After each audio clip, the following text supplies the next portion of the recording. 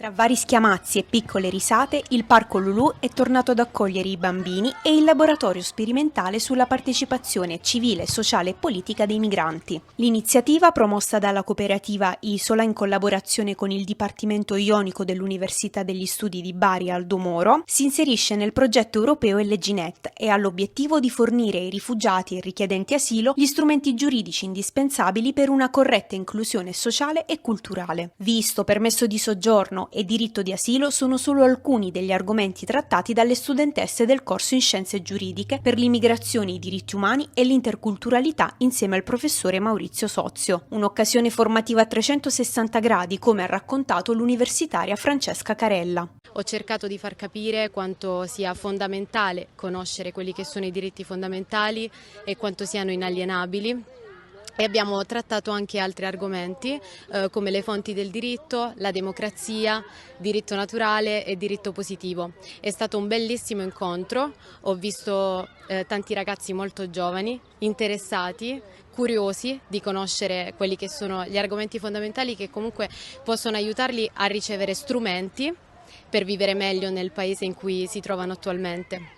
Un aiuto che non si ferma alla teoria, ma viene messo in pratica con la guida verso percorsi legali essenziali, anche per il ricongiungimento familiare, come ha raccontato Ahmed. È importantissimo perché questi ragazzi dell'Università di Bari e Taranto hanno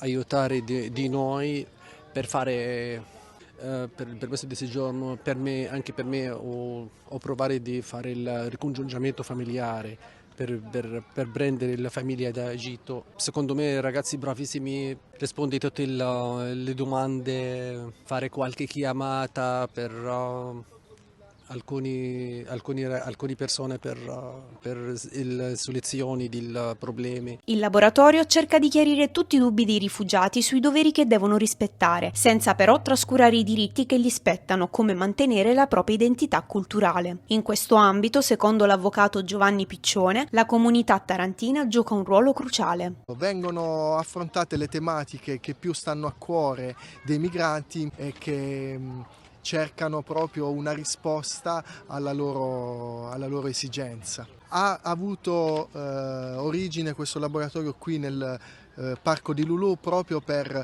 anche dare un maggior segno alla città di integrazione dei migranti regolari sul territorio, e la cittadinanza infatti di questo quartiere ha preso benissimo accolto benissimo questa iniziativa.